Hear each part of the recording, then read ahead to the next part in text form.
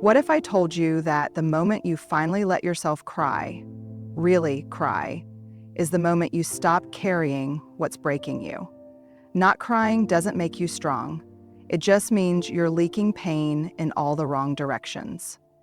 It was a Tuesday night, the kind of night where nothing big had happened, and yet everything inside me felt impossibly heavy. You know those nights where the silence in your house is loud and every mundane chore feels like you're dragging yourself through quicksand? I was brushing my teeth, doing what I always do before bed, when I caught my reflection in the mirror. And for a split second, I didn't recognize myself.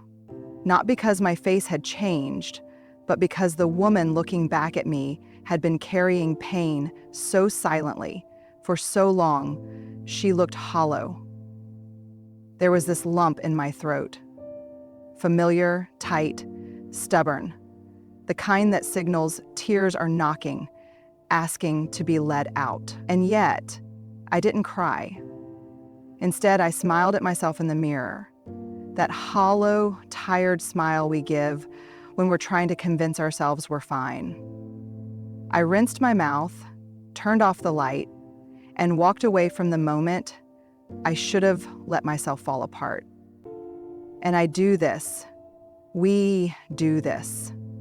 We walk away from our own breaking points because we're taught that crying is something you do when you've lost control, that it's messy, that it's weak.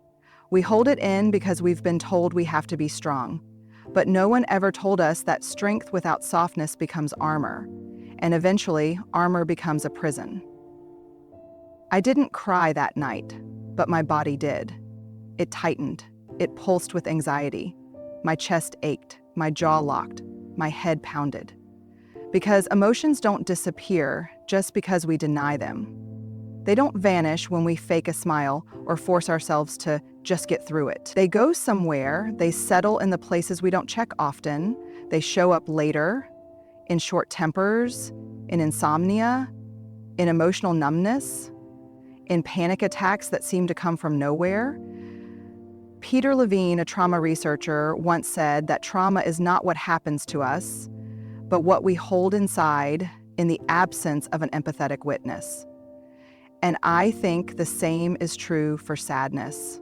The tears we hold in because we don't feel seen or safe or allowed, they become tiny traumas stored away like boxes in the attic of our hearts. That night, I held it in. And maybe you have too. Maybe you're doing it now, sitting on your bed or scrolling on your phone, pushing something down that needs to come up. Let me tell you this, holding it in might feel like surviving, but it's not healing. Healing doesn't happen in the tight grip of self-control. It happens in the release, in the letting go, in the tears we've shamed ourselves out of. So no, I didn't cry that Tuesday. But now, looking back, I wish I had. I wish I had turned toward the mirror and said, "You're allowed to feel this. You don't have to be brave right now. You just have to be honest." Because the truth is, the strongest thing I could have done that night wasn't holding it in. It would have been letting it out. My daughter was 7 years old, with those wide, watchful eyes that seem to notice everything, especially the things you think you're hiding well. That day had been rough. Not chaotic, not dramatic, just quietly devastating in the way grief often is. I had just received news that someone I deeply loved had passed. A woman who had mothered me in all the places my own mother couldn't reach. She had been my safe place, and suddenly, she was gone. I was sitting on the living room floor, surrounded by piles of unfolded laundry, this small symbol of normalcy in a moment that felt anything but normal. I was trying to distract myself with the ritual of socks and shirts and tiny pink pajamas when the wave hit. It wasn't loud or dramatic. It was this slow build of ache in my chest, the kind that makes your throat feel like it's closing. I bit the inside of my cheek, blinked hard, looked up at the ceiling like it might catch the tears I couldn't afford to let fall. Because somewhere deep inside, a voice kept repeating, "Not in front of her. Don't scare her. Don't make her carry your sadness." But then she walked in, my little girl, barefoot, dragging her favorite stuffed animal, and she stopped when she saw me. I tried to smile. I really did, but I couldn't. My lip quivered, and before I could build that wall of strength around myself, the tears came. Not the kind you hide, the real ones. Silent, heavy, involuntary. For a moment, I panicked. I wanted to turn away, to wipe my face quickly, to shield her from it. But instead, I just stayed there. And something incredible happened. She walked over, knelt down beside me, and wrapped her tiny arms around my shoulders. Then she whispered, "It's okay, Mama. You can cry. I'm right here." And in that moment, something shattered and something sacred was born. I had spent so many years believing that my job was to be the strong one, to model composure, to hold it all together so that no one else had to feel the weight. But my daughter didn't need a perfect mother. She needed a human one. One who showed her what it looks like to feel and still stand back up. One who modeled real resilience. Not the fake, tight-lipped kind, but the kind that breaks and rebuilds and breathes again. We think we protect our children by hiding our pain, but what we're really teaching them is that pain is shameful, that crying is weakness, that sadness is something to hide behind closed doors. And then we wonder why they grow up, afraid of their own emotions. And the truth is, the first time I let my child see me cry was the first time I truly taught her how to be emotionally alive. Psychologist Dr. Dan Siegel calls this "name it to tame it." That when we help children see emotions, name them, sit with them, they learn not to be afraid of their own hearts. But first, we have to be brave enough to show ours. That day, my daughter didn't shrink back. She didn't fall apart. She didn't get scared. She simply met me there with presence and empathy and a kind of love that reminded me I wasn't alone. And that's the power of honest emotion. It connects. It doesn't break trust, it builds it. It says, this is real, this is hard, but we can sit in it together. If I could go back to that moment, I wouldn't change a thing. Not the tears, not the silence between them, not the way her small hands found my shaking ones, not the way she found a second to put her hand on mine, to see that what she felt was not just. Not the way she felt was not just. If I could go back to that moment, I wouldn't change a single thing. And now, for a brief moment, I want you to find something. Because sometimes our greatest strength as parents, as humans, is the moment we stop pretending to be okay and let someone else love us right there in the middle of it. There's a cry most of us know intimately, not the kind you let out fully, not the cathartic, let it all go ugly sobbing kind. No, I'm talking about the quiet, hidden cry you have in a bathroom stall at work. The kind of cry that sneaks up on you after you've been holding it in through back-to-back meetings, fake smiles, and a forced laugh at someone's joke in the break room. It's the cry that only shows up once the door is locked, your feet lifted off the floor so no one knows you're in there, and your hand covers your mouth because even in pain, you don't want to make noise.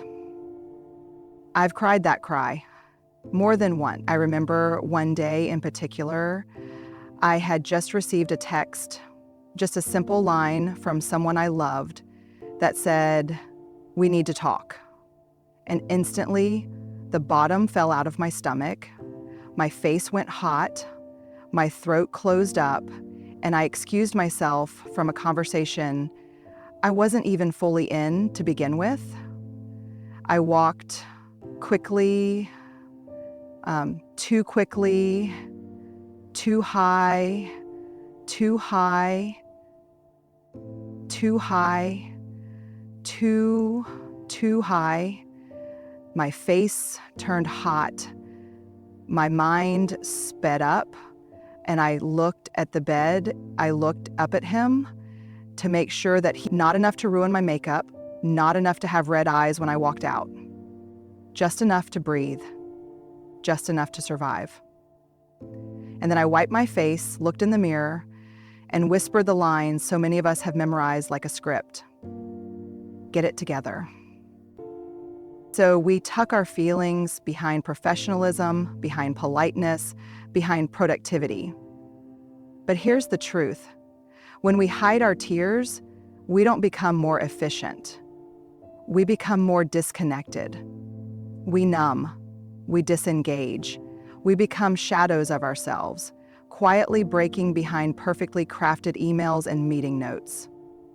Research from psychologist Dr. Brené Brown shows that unacknowledged emotion doesn't just go away, it metastasizes. When we suppress feelings of sadness or grief in the workplace, they leak out later as burnout, resentment, passive aggression, or emotional detachment. We become people who can get things done but can no longer feel the meaning in what we're doing. And what's heartbreaking is that we start believing this is normal. We start believing that work is not a place for emotion, that crying must be done at home, after dark, behind closed doors. But what if that's not the truth? What if that's just the story we've inherited from a culture that confuses strength with stoicism? What if the strongest thing you could do at work is not to hide your pain, but to name it? To say, I'm having a hard day. To take a break, not because you're lazy, but because your nervous system is overwhelmed. To model vulnerability, not as oversharing, but as a doorway to honesty. I once had a boss, one of the best leaders I've known, who walked into a team meeting and simply said, I want to be present with you today, but I'm grieving. If I seem off, it's because I am. But I'm here. That one sentence changed how I saw leadership, because courage isn't pretending nothing hurts. Courage is saying, it hurts, and I'm still showing up. With boundaries, with care, with honesty. So if you're hiding in a bathroom stall today, wiping your eyes and trying to pull yourself together before anyone notices, let me say this. You're not weak. You're not unprofessional. You're human. And one day we will build workplaces where humanity isn't something we apologize for, where crying isn't something we do alone, in shame, but something we understand as part of what makes us real, relatable, and alive. There's a cry that doesn't make a sound. It happens in the middle of the night, when the world is quiet and no one is texting or calling to check in. It's the cry you do face down in a pillow, afraid even your walls might hear. And the heaviest part of that cry isn't the sadness, it's the shame. I remember one night I had just gotten home from a dinner where I had smiled the entire evening, laughed at the right times, nodded through conversations, and when someone asked, "How are you really?" I replied, "I'm good, busy, but good." The lie came out so effortlessly, I almost believed it myself. But the minute I walked through my front door and turned off the lights, something inside me collapsed. I slid down the wall in my hallway and cried quietly into the fabric of my shirt, as if the softness could soak up the ache in my chest. And the whole time I was crying, I was also fighting this voice in my head that whispered, "You're too sensitive. You should be over this. No one wants to deal with your feelings." That's what shame does. It doesn't just tell us that we feel bad. It tells us that we are bad for feeling. And let me tell you, that kind of loneliness, being alone and believing you should be, is brutal. We've been conditioned, especially in adulthood, to reserve our tears for solitude, to only break down when no one's looking, because we're taught that pain is private, that grief is something we should get through quickly, quietly, and cleanly. But real grief, real pain, it's sure as hell isn't clean. Psychologist Kristen Neff talks about self-compassion, this radical idea that we are worthy of gentleness even in our messiest moments. And yet, most of us feel more compassion for a crying stranger than we do for ourselves in our own beds. Think about that. If someone you loved cried the way you cry alone, would you call them weak, or would you hold them? Whisper, "You don't have to go through this by yourself," and mean it. We've built this culture where vulnerability has become something we offer others, but not something we give to ourselves. We say, "I'll be here for you," but when our turn comes, we go dark. We hide, we isolate, we shame ourselves for not being okay. But let me say this, as tenderly and clearly as I can, the fact that you cry alone does not make you broken. It makes you wounded. And wounds need tending, not silencing. There is nothing wrong with you because you feel deeply. There is nothing wrong with you because your emotions arrive late or loud, or when no one is around to witness them. Maybe the shame isn't really about the tears. Maybe it's about believing that no one would stay if they saw that part of you. But I promise, there are people who will not just stay, but sit beside you in the silence. There are people who won't flinch at your sobs, but the first person who has to learn not to flinch is you. So the next time you find yourself crying alone at 1 a.m., feeling like your sadness is too much or too inconvenient, place your hand on your heart and remind yourself, this too belongs.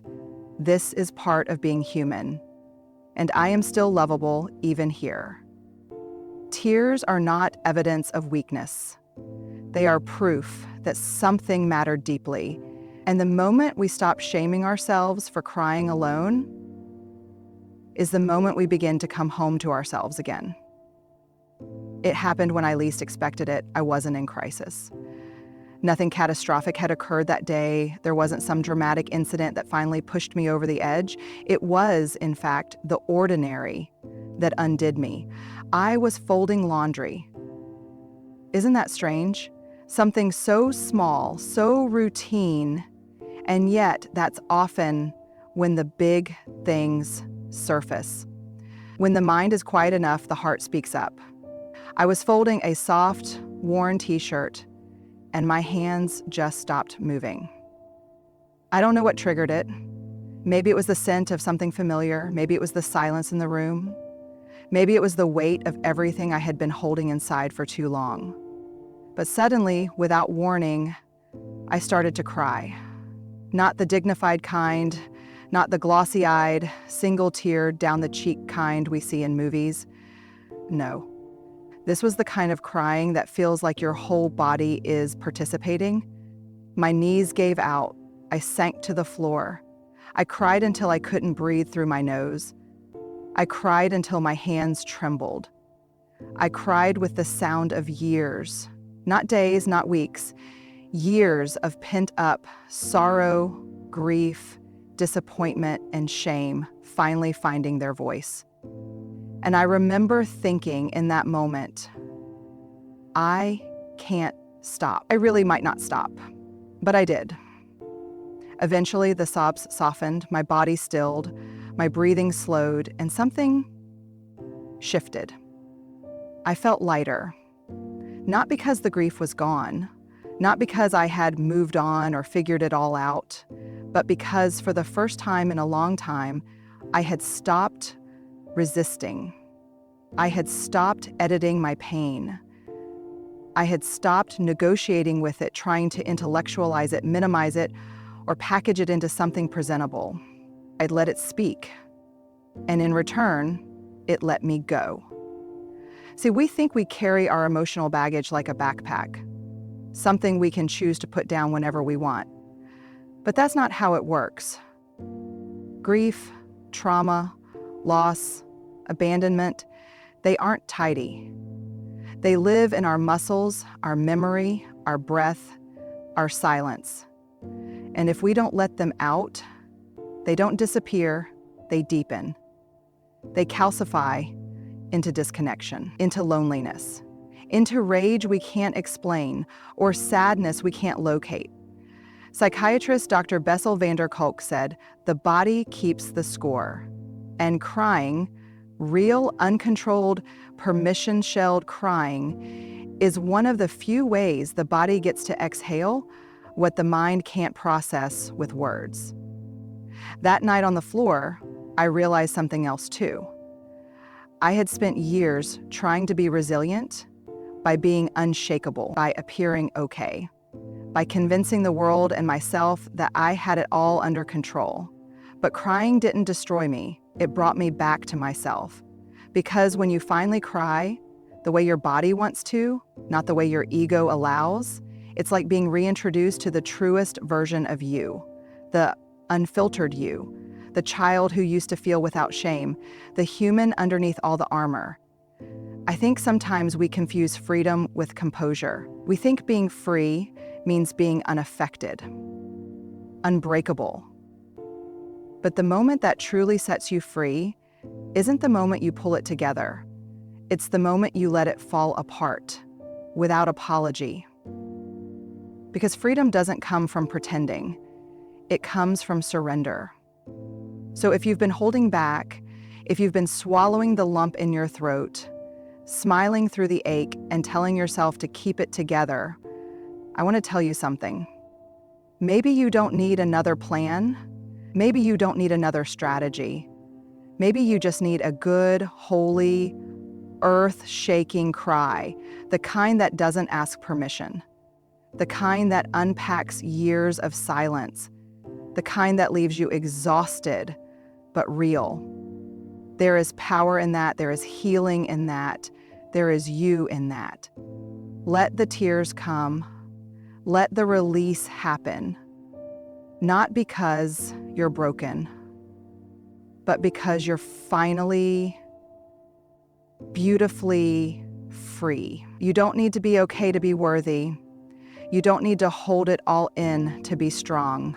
Your tears are sacred, and you are allowed to feel all of it and still be loved.